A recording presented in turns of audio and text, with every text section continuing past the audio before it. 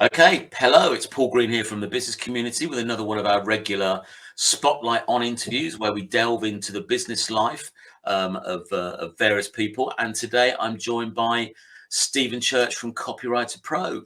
Hello, Hello, Stephen. Paul. Hi, thanks for having me along. That's all right. Thanks for coming along. So before we probe you, as it were, perhaps you'd like to give an introduction for those people out there that don't know who you are and what you do.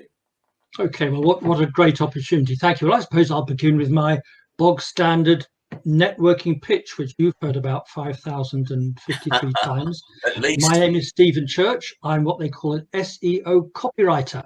And that means I get businesses more and better clients by writing words for their websites, which are clear, concise, and compelling. But my work is about a lot more than just web copy. I write anything where words are required for business. So it could be sales letters, emails, newsletter campaigns, press releases, case studies, white papers, tender documents, anything where words are involved. Even if you want to write a note to the milkman to tell him to stop sleeping with your wife, that's something I can do for you. And everyone will be clear, concise, and compelling, won't it, Stephen? Let's hope so. Okay, so tell us. So what we're going to do, ask you a few questions, find out a little bit about your business journey. You're kindly going to share some top tips from your vast knowledge. But first of all, why don't you just sort of tell us, how did you end up being a copywriter? What's your business journey? Goodness, yeah. Well, that's a dangerous question to ask because you know me quite well, and you know that I tend to bang on and on and on. And being so terribly elderly, I've got about 66 years to tell you about, but I'll try and keep it down to 3.5 hours if that's what you prefer. Yeah, fabulous.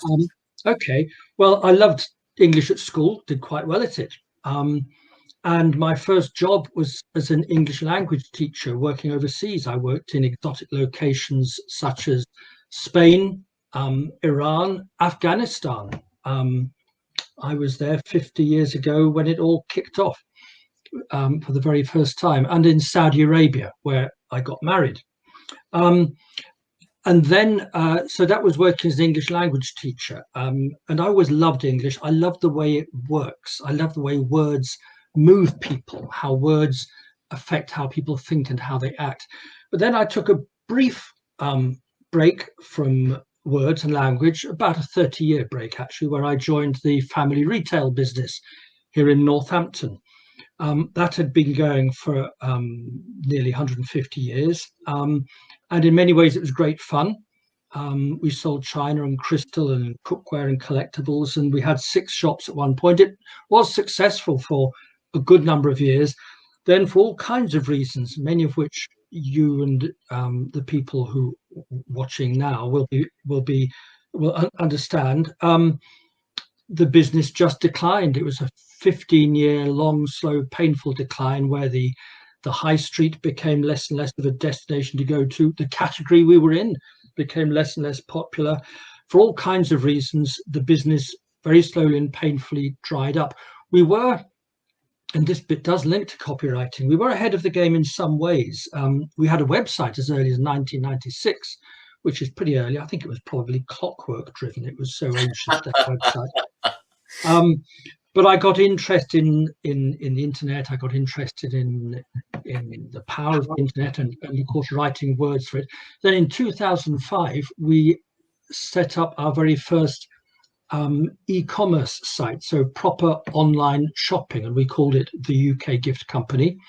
And that was something I set up myself. And again, words and copywriting became more and more important, and also a knowledge of search engine optimization and Google AdWords. And this was all a fascinating learning curve for me. But sadly, the great successes we had online weren't sufficient to save the business. So in 2012, early 2012, it packed up. And it was very distressing. But I thought this was a chance to do something I'd always hankered after doing, and that was to work with words. So I set up Copywriter Pro in, I think, 2013. And it's been a fantastic journey. I've loved almost every minute of it, probably because I'm extremely fortunate. I've had a very cushy middle-class upbringing with everything on a plate, including family business. And I've always admired people who haven't had the privileged start to life that I've had. And I've admired how so many of them have got on by themselves, set up in business by themselves, made a success of it by themselves. So Copywriter Pro has given me the opportunity to do the same kind of thing. And I feel very fortunate that it has been a success. I'm busier than I ever thought was possible. And that brings us to 2021. LinkedIn told me the other day that I've been going 9 years. So thank you, LinkedIn. And so there we are, Paul. How was that for the journey? That wasn't too bad. But I also know if you weren't busy enough as a copywriter, you're also a celebrant. So Oh, yes. tell me a little bit about how that came into the mix and what took you down that path. Okay. A celebrant. Well, that's my dodgy little sideline, if you like. Yes, I conduct funerals. And this is something that struck me as something I'd like to do about 5 years ago. If it's not an oxymoron, I'm a devout humanist, which means I'm an atheist. And there's a demand, an increasing demand for funerals without any faith involved.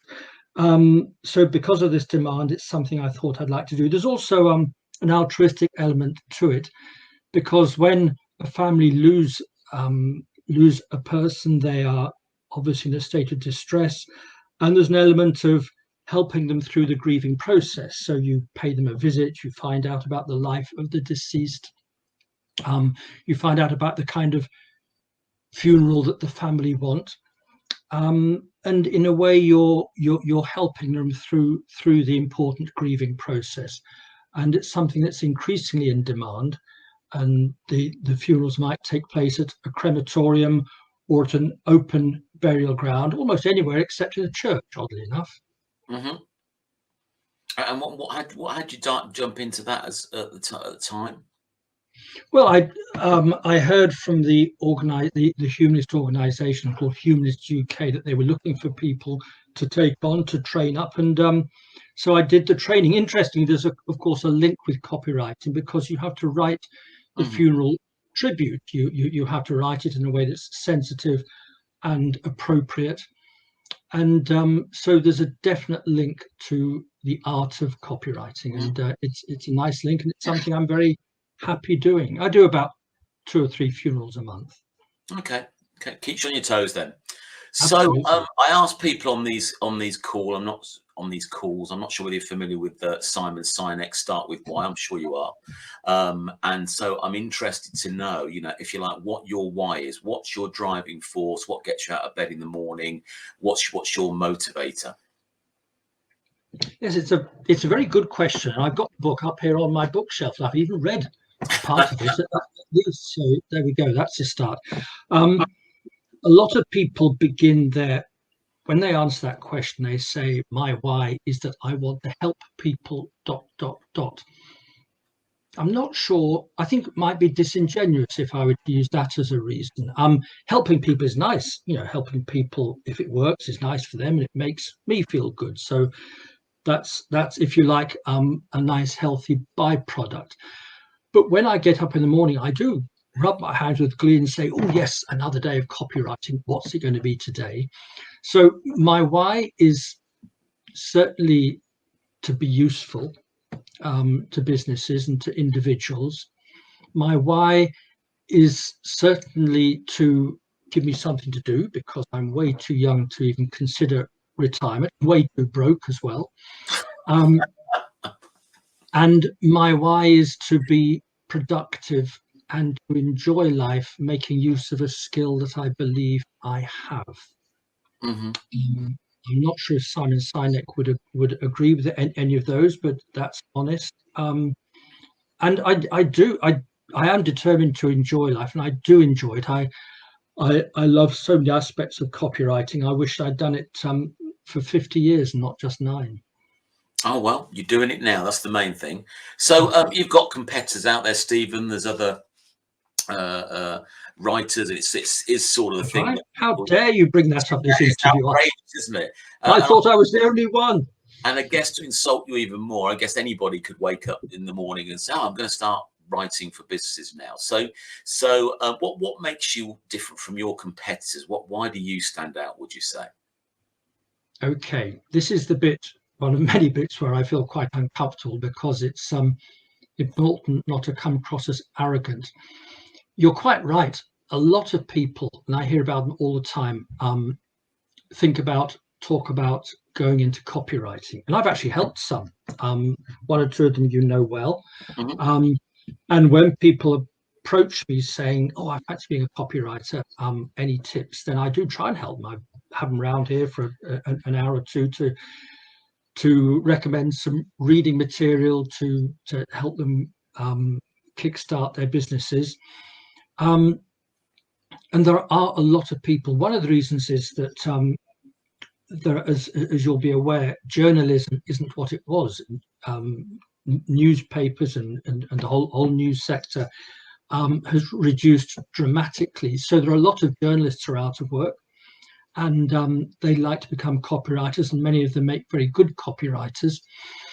A lot of people I've spoken to are very young. They've come straight out of college or university, and they might have done a journalism course and found out, surprise, surprise, there are not many jobs for us anymore. So they think, "Oh, I'll become a copywriter." But it's something that's very difficult to do, I believe, without lots and lots of training. And I think this it might seem a strange thing to say. I think the best copywriters are probably fairly elderly. Or if they're not fairly elderly, then they've spent a lifetime of reading. I'm convinced of the fact that the best way to write well is to read well, and to read plenty. And I spent a lifetime of doing exactly that. And I think that gives me a massive breadth of experience and a great feel for the language. And a lot of it is to do with feel. You've heard me quote this lots of times. The late, great poet, activist, actress Maya Angelou very famously said, "People may forget what you said, they may forget what you did, but they will never forget how you made them feel." Mhm. And this, to me, is my copywriting mantra. My job as a copywriter is to make the reader feel that they want to click here, or make a phone call there, or send an email inquiry there. It's all about using words to make people feel. And I believe it's very difficult to do this unless you're very well read. I'm sure there will be all kinds of people who disagree with this, and they're welcome to, and they may be right. And there will, of course, be exceptions. But I've spoken from here, in this room here, in my office here, I've spoken to young people who fancy the idea of becoming a copywriter. So we chat about it. And one of the first questions I ask them is, "So tell me, what are you actually reading at the moment?" And they might tell me, or sometimes they might say, "Well, nothing much." I had a young lad in a couple of years ago, and I asked him what he'd been reading. He says, "Well, I don't really read much." Well, I said, "What's the last thing you read?" And he said, "Alex Ferguson's autobiography." Now, that's fine. Nothing wrong with Alex Ferguson's autobiography. I've read that too. But you cannot get a feel for language. You cannot learn to use language without exposing yourself to it in as many ways as possible. And that means doing lots of reading, not just business books, of course, but fiction and biographies. In fact, I've got a thing. Can I tell you about can I do a little rant on business books? Or Well, is I now just, not? I just wanted to make a joke first about you exposing yourself. So now we've done that, you Did can you? now move. You can now move on. Lovely. I was trying to keep this clean, and now you've ruined everything. Yeah. Oh, I've been talking to one or two people about business books recently. And yes, business books are great. They're sometimes essential. They're sometimes nonsense, and you can read them or you can listen to them. But I think I think what I've got to, I've been reading too many business books recently, and some of them have been really good. But there's a vacuum in my life at the moment. I'm not reading any fiction. And I think fiction's really good. I think it's good for us all. I think fiction takes you on a trip of imagination. It's like taking some nice, friendly, mind-enhancing drugs. Um, Fiction takes you away from the current day, from your woes, from your trials and tribulations. It takes you away from work. It takes you away from business.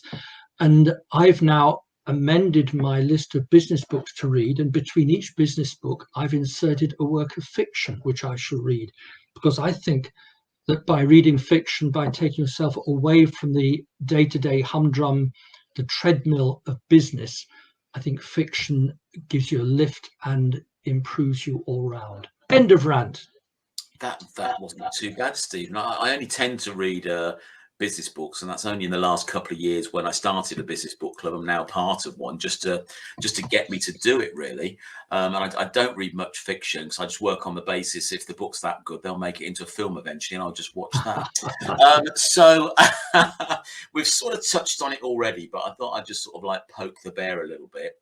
So, I can create a website. I did English at school, didn't do too bad. I can put some words on a website. So, what's the point of, why would I need a copywriter? Well, that's a very good question. And of course, all your questions are good. But you've actually, I think you're planning to ask me what one of my biggest challenges as a copywriter, and that really links into it. I think the biggest challenge for copywriters is convincing the world that there's a need for copywriters. And I think this probably applies to copywriting more than any other profession or trade you can think of. And that is that so many people think they can do it. And they've got good reason to think so, because everybody, and by everybody I mean 100% of the able-minded native English speaking world, 100% of them did English at school, everybody. And a lot of people were very good at it. A lot of people enjoyed English.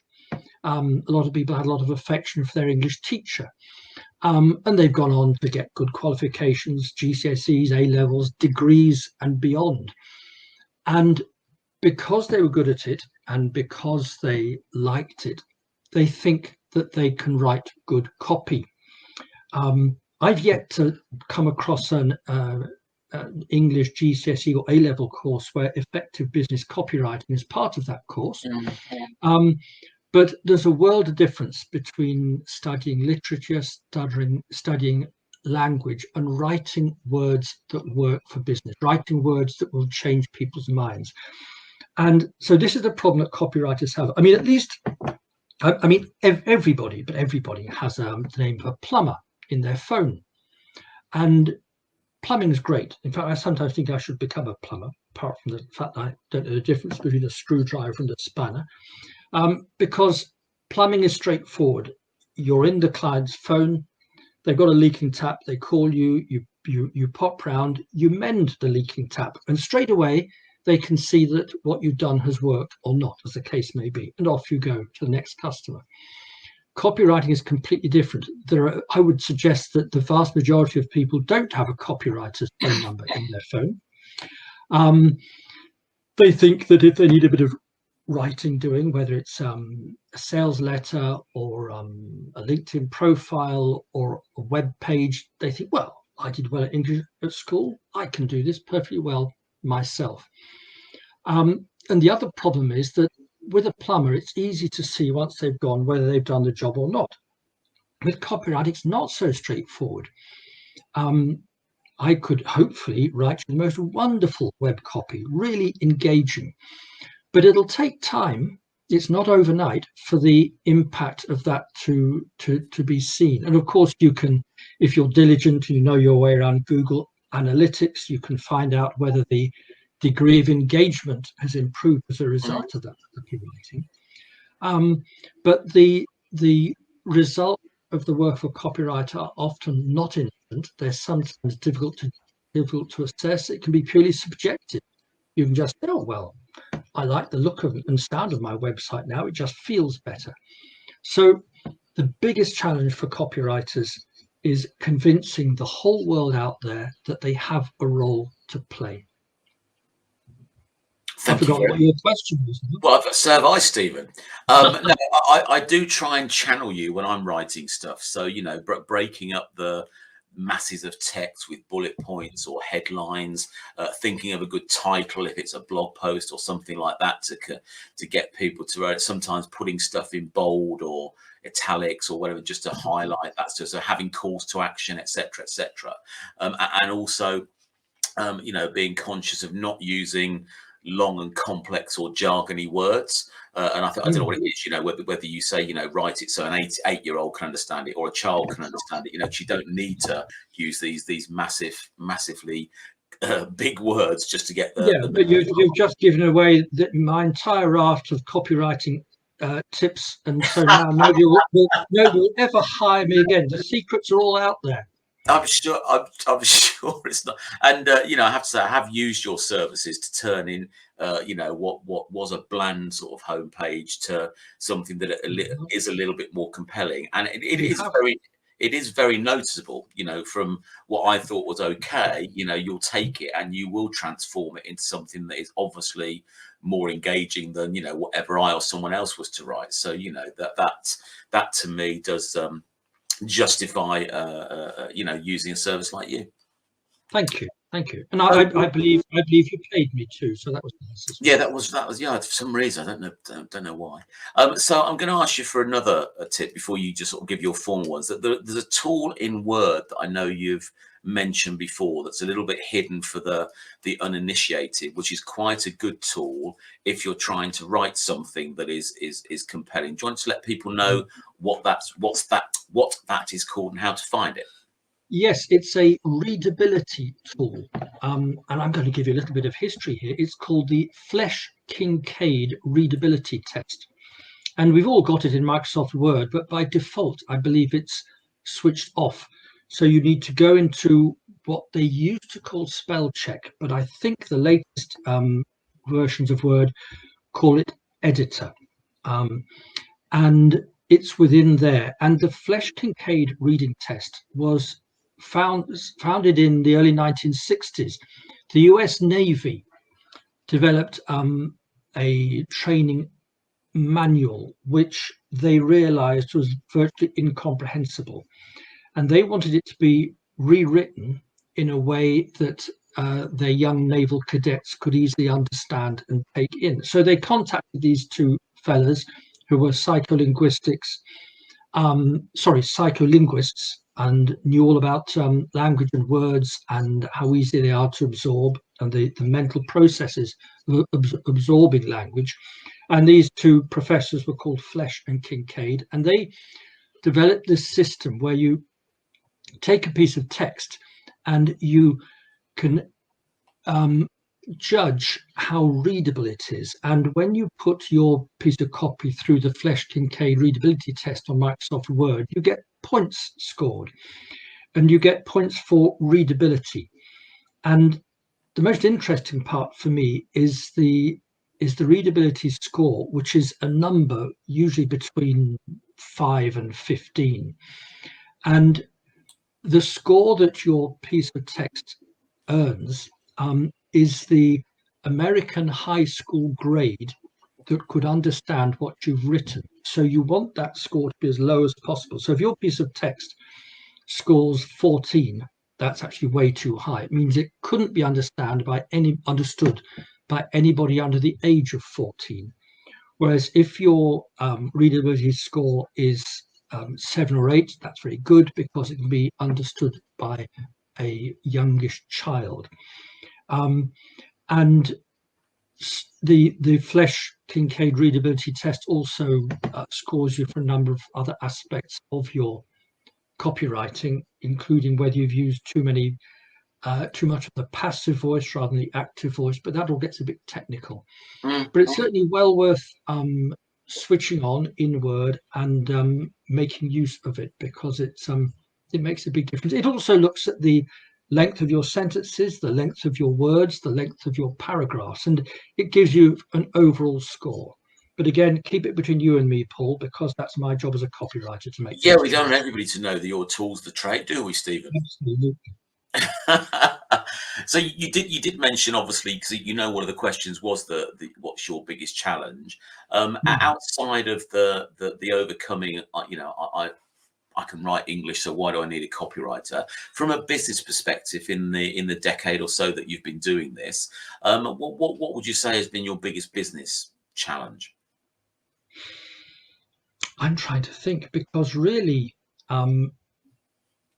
okay, just because it's a challenge doesn't mean that it's not been possible to overcome. Oh, no, I sure. suppose my biggest challenge was the one which I lost sleep over at the very beginning, and have periodically since. And it's a challenge that I should think almost everybody who steps into the big bad world of freelancing, it's a challenge that almost everybody has to overcome.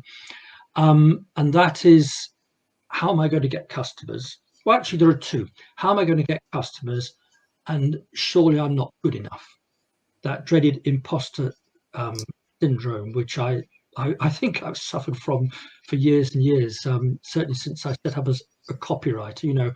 How can anybody take me on as a copywriter when I was a shopkeeper for 30 years? I've never done a marketing qualification. I've got no qualifications whatever. I'm entirely self-taught. How will anybody, why should anybody take me on? But they do take me on, and I think they take me on because of word of mouth. I do lots of networking. We'll come to that in a minute. And I've got a website which is effective, and I'm very active on LinkedIn. So people do take me on, and they seem to like what I do. I'm lucky enough to have over 50 gold star reviews on Google My Business, and over something like 50 positive recommendations on LinkedIn. So imposter syndrome is one challenge, and it raises its ugly head a few times still. Mhm. And the other one was simply, how on earth am I going to get business from scratch? And I'm sure everybody suffers from that. And the way I got business from scratch was very simply through networking. Um, Networking has been an absolute joy for the last 9 years. I never believed it existed when I was working um, as a shopkeeper doing all kinds of retail. I didn't know networking was a thing. I thought, that people just carried on businesses and got new customers through advertising and what have you. But networking has been wonderful. I've learned so much from the supportive nature of my fellow networkers. As I've told you many times, Paul, I've got had so much pleasure from the business community and all that it brings. It's not just getting business from networking, which I do, but it's learning from the expertise and generosity of other members of the groups. Mhm. And it's also simply building friendships. I'm not sure I had many friends at all before I started networking. Um, I kid myself, I've got quite a few now. And it has all been down to the joys of networking. And you really get to know people well if you're consistent. And consistency is the key. You have to, as Woody Allen says, you have to turn up. And if you keep turning up and keep on supporting others in the networking group you attend, the business comes, the support comes, but most of all, the friendship comes too. Checks in the post, Stephen. Thank you very much. Good. So Russell was tuning in when you were giving Russell Parker was tuning in when you're giving us top tips. So there you go. So he'll be stealing that now and using it in his. Absolutely. That's his another potential client out of the window. There we go. yes. No worries, Stephen. I bet you're glad you came onto this now. So you've kindly agreed to share some top tips from your vast knowledge. So I'm going to put you in solo mode and just basically hand over the floor to you. So there you go. The floor is yours, Stephen. Okay, well, 3 top copywriting tips. Probably the biggest tip of all, tip number 1, is write in a way that's conversational. Don't be formal, don't be officious. Write to your audience as though you're sitting with them at the kitchen table over a cup of coffee. What does that mean? That means using contractions, not writing we will or you have or they will not, but it's we'll, you've, and they won't. Using contractions, some people hesitate to do it. They weren't allowed to use contractions at school. It's sloppy English. It's too informal. Well, it isn't. Copywriting that good copywriting is copywriting that does the job. And writing in a conversational way has been proved time and time again to do the job. Write as though you're chatting with a friend. And that will simply make your writing much more engaging and effective than it otherwise would be. Tip number 2, keep it brief. Not my finest quality. Those who know me well tell me I'm inclined to bang on and on and on. But in your copywriting, you must keep it brief. Be rigorous, be unrelenting, be brutal about cutting out unnecessary words. I could have said then cutting out those unnecessary words. Didn't need the word those, so cutting out unnecessary words. Look at your copy time and time again, and I guarantee you'll be able to cut it right back. If you don't believe me, send me on LinkedIn the opening paragraph of your website or the opening few lines for your LinkedIn profile. Send them to me, and when I get a moment, I guarantee you I can make them make the words briefer. So keeping it brief, really important. You have to remember the people who read your stuff, they're busy, they got loads of stuff to do, so you've got to make it easy for them to engage with you by keeping it brief. And third copywriting tip is think about who you're writing to. Who's it for? How often have you looked at a website and the very first word is I or we? We've been established for 45 years. We offer this service, we offer that service. We will do this, we'll achieve that. We have a great history, etc., etc., etc. Well, take it from me, your readers really don't give a monkeys about you and what you've achieved. Your reader wants to know what you will do for them. Your reader wants to know that you're interested in them. So look at the word count on your website. How many we's and I's are there compared to you and your? Use the words you and your far more often than you're doing at the moment, because then your reader will know you're writing to them, about them, and for them. There we go. That was 3 tips. Is that okay? Perfect, Stephen. Thank you very much. People do have a tendency to wheel over their copy, don't they, Stephen? Well, they certainly do. Yes. Somebody of the day invited me to review their website, and I'm not an expert, but funny enough, I'd given some feedback on a website in the particular call. So this guy obviously appreciated what I said, and so I went and looked at theirs, and there was a lot of we on that, we this, we that. We've been doing this for ages. So I just sort of gave them suggested words. It wouldn't have been obviously to your standard, but I just sort of said, generally get away from the we this and I that, because exactly as you said, you need to talk to your audience, don't you? You of course pointed them in my direction. Funny enough, I haven't yet, which is absolutely outrageous of me. Not very good networking, Paul. I know. It's a piss poor performance, Stephen. I do apologise, but no, I'll keep an eye on them, and if they're struggling, I will send them back to you, because it was one of these things where I don't think a homepage needs to be too scrolly. If people have done about 2 scrolls, I think you need some sort of call to action to take them somewhere else. Yeah. If I could butt in there very briefly, the thing they're getting on a web page, what's called above the fold. It's called above the fold because in the old days of when people used to send out lots of mail shots, when you take a piece of paper out of an envelope, there's a fold, and you need to get all the important information above that fold before they've even started to unfold the leaflet. So above the fold on a website is the bit before you start scrolling down, and the key thing there is not to say anything about your mission statement or about how long you've been established, or even necessarily about the features of the service that you provide. You need to get in right at the very top, the benefits. You need to get across to people the moment they've clapped eyes on your home page how by dealing with you, their lives will be improved. And so you need to get those benefits in at the very, very top. Yeah, I think this particular website, it had a headline which didn't really tell me what they did unless you knew. Then there was a couple of sentences which was very wee and also used some jargon in it, which I didn't understand what that meant. And then there was like a call to action, almost like saying "buy us now." And I thought you've created no value, you've created no benefits, you've not told me what I'm buying. And so I said to them, my guess is nobody clicks this particular call to action, because it's, I guess they tried to get it in the first fold, but it was far too early, because they'd not sold on this particular website, which I know a lot of people do.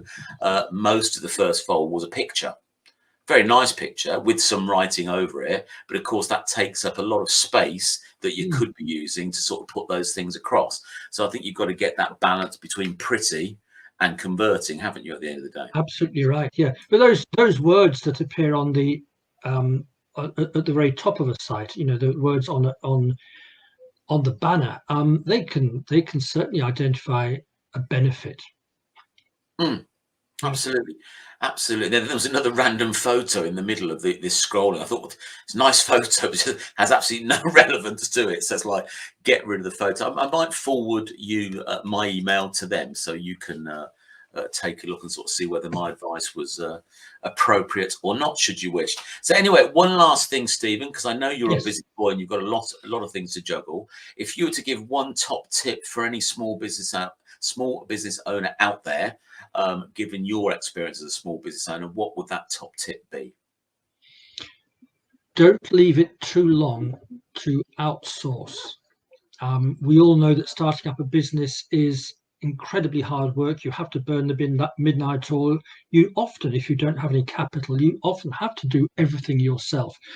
The problem you have is that as success builds, you can make the mistake of thinking, oh, I'm becoming successful. It's because I'm working all these hours I've become successful. Well, you have to have a work-life balance. So when you can, start to outsource and make sure that you give yourself time to focus on what you're best at in your business and to focus on proper everyday life as well. And the best way to outsource is to go networking. Yeah, true story. True story. Thank you very much, Stephen, for your time. I think we'll end the broadcast there so you can crack on with your day. And Thank you. really, really appreciate your time today. Thank you very much. Thank you, Paul. Enjoyed it very much. Bye.